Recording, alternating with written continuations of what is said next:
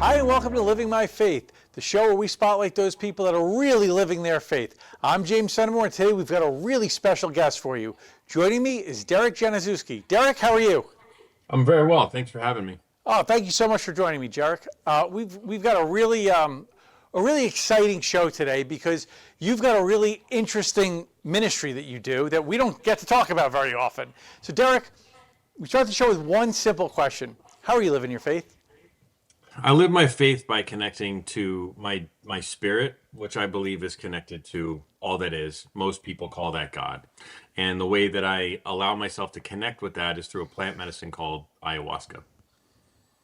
Awesome, I love it. And so, would you say that you're more? I know a lot of people will say they go into a prayer or meditative state. Would you say you rely on the ayahuasca, or you're able to? You still do prayer, you still do meditation, you still have time with God, but this kind of just enhances that experience. Well, I consider that spirituality or that connection with God as a daily practice. And that daily practice is required if I want to connect with God daily. Mm. Ayahuasca is a teacher. It teaches me where my blocks are, what's getting in the way of my connection with God, and what I can do to remove those blocks and connect deeply. So I'll sit with the medicine ayahuasca maybe once every 3 to 4 months. I get a lot of information, a lot of looking in the mirror, and then I get some homework, and I get to go do that homework. Fascinating. I see what you're saying now. So that makes a lot more sense. I'm sorry if I misunderstood initially. So when you have this experience with the ayahuasca, it might tell you, hey, again, I'm probably using a crude example, but hey, you're spending too much time on the couch wasting away with Netflix, and that's what you see, or you're stressing out too much at work and you need to be spending more time with me or more time, with the family, whatever it might be. And that kind of shows you how to kind of prune your life a little bit more to be closer to God in the everyday moments. Am I explaining this right?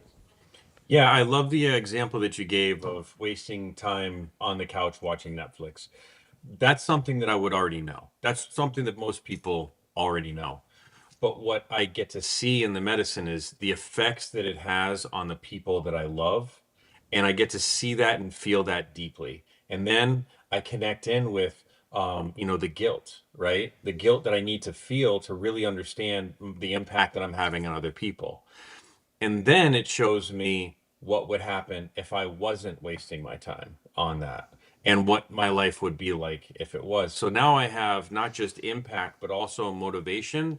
And then it'll say, do this, spend an hour less, put a timer on. It'll give me literal homework so that I know exactly how to implement the information.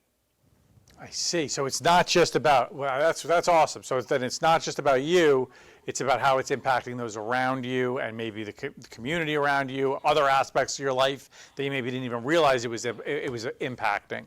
Um, so in addition to just kind of what we talked about, are there any other applications that this is used for, whether it's like addiction recovery or PTSD, people coming home from like combat zones, things like that? Mhm.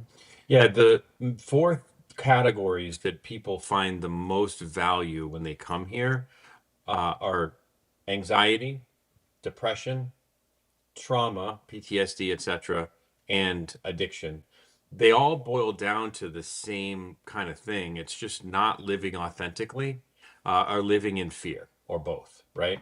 And so when we can actually show where this authenticity isn't coming through or where the fear is coming through, then we can kind of process emotions that are hidden from us.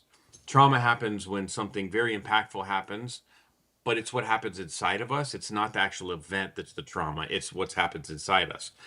So we don't process it. So the medicine allows us to see how all of that trauma is actually affecting us, allow us to feel it and then release it. Then we can do things that we know we should be doing and stop doing things that we know that we shouldn't, which is those two things cause anxiety. The anxiety, when we have too much of it, exhausts our body, creates depression, right? And I know that I'm coming at it a very simplistic way, but it's a step by step thing. And then because of all that feeling of anxiety and depression and not feeling comfortable inside my skin and feeling awful a lot, that's why people use alcohol and illicit substances to remove that feeling. Because when you drink or you do some illicit substance, instantly it goes away. That's why it's so effective. Do people, regardless of what their background is, whether they're just coming at it because they want to get that perspective on their relationship with God, or they have a PTSD or substance abuse, do they have to go through any sort of a process before they embark on the medicine? Most people need to clean up their diet a bit. They need to clean up a few things that they're doing a little bit, and sacrifice a few things, because there is some preparation of the mind, body, and spirit coming into it. It is a very, very powerful experience. And if you're not prepared, if you've got a whole bunch of junk food in your gut, if you've been watching horror movies or listening to, really unclean music, then it's going to impact your mindset. So there is some preparation for about 2 to 4 weeks, depending on how much of that stuff you eat or listen to or watch. All right.